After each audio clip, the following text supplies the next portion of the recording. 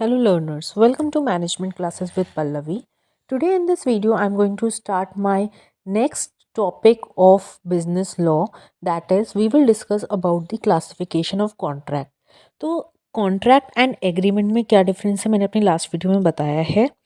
अब अगर हम बात करेंगे कॉन्ट्रैक्ट के बारे में तो it is divided into 3 parts, on the basis of creation, on the basis of execution and on the basis of enforceability.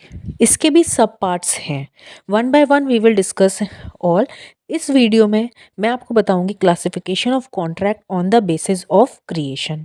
तो on the basis of creation दो टाइप से जो कॉन्ट्रैक्ट हमारे फर्दर डिवाइड होते हैं, that is express and implied. तो पहले अगर हम बात करते हैं एक्सप्रेस कॉन्ट्रैक्ट की, तो ये हमेशा ध्यान रखिएगा, इसको हम एक्सप्रेस इसलिए कहते हैं क्योंकि वो कॉन्ट्रैक्ट्स होते हैं जिसमें हम वाया वर्ड्स या वाया स्पोकन वर्ड्स या इन अ रिटन फॉर्म हम कॉन्ट्रैक्ट को एक्सप्रेस करते हैं। जैसे कि for example A wrote a letter to B stating I offer to sell my car for ₹30,000 to you, B accepts the offer by letter send to A. मतलब इसमें जो दोनों पार्टी हैं वो एक दूसरे को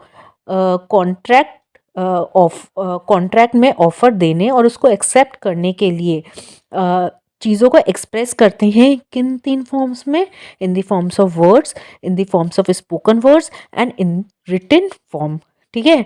नेक्स्ट अगर मैं एग्जांपल की बात करूं, similarly when A asks to scooter mechanic to repair his scooter and the mechanic agrees, then it is also known as the express contract made orally by the spoken words। तो एक आपने देखा, एक example में क्या था, written था, और दूसरे में बाय द स्पोकन वर्ड्स। यहाँ पर क्या होता है कि जो दोनों पार्टीज हैं, opposite parties a and b for example, वो दोनों ऑफर देने से पहले और ऑफर लेने से पहले चीज़ों को एक्सेप्ट करते हैं in the forms of the oral form और in the form of the written form.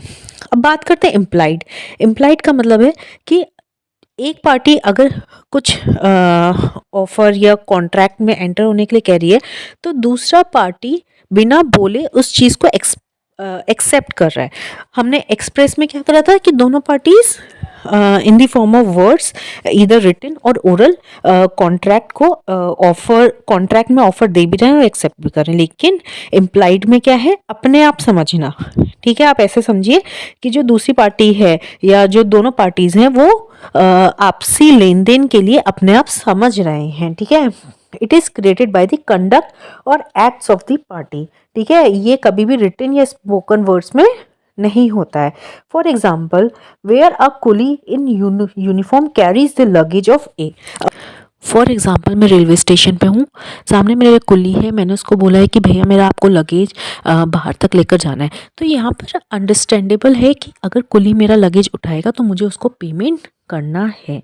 तो ये क्या है, इम्प्लाइड। बिना बोले कुली ने भी सामान उठा लिया और बिना उससे हामी भरवाए कि मैं आपको एंड में जो है पे करूँगी, मैंने उससे सामान उठवा लिया। ठीक है, ये क्या है, ये इम्प्लाइड कॉन्ट्रैक्ट है बिटवीन ए एंड दी कुली। ऐसे ही अगर हम किसी बस या मेट्रो में बैठ रहे हैं तो उसको बैठने से पहले हमें उसका चार्ज देना पड़ेगा। ठीक है, हम बाउंड हैं कि हमें उसकी फ़ीस देनी पड़ेगी। तो जहाँ पर हम बाउंड हो जाते हैं कि हमें उसको फ़ीस या उसको पेमेंट करना है, उसको रुपए देने हैं, तो वो हमारे लिए क्या हो जाएगा, इम्प्लाइड कॉन्ट्रैक्ट। तो इस वीडियो में बस हम बात करेंगे on the contract, classification of contract on the basis of creation. Rest जो आपके बच्चे हैं क्लासिफिकेशन, वो मैं अपनी नेक्स्ट वीडियो में आपको बताऊंगी। आई होप आपको वीडियो समझ में आए तो प्लीज़ इसे लाइक करें, शेयर करें, कमेंट करें कोई भी query, and don't forget to subscribe my channel. Thank you so much.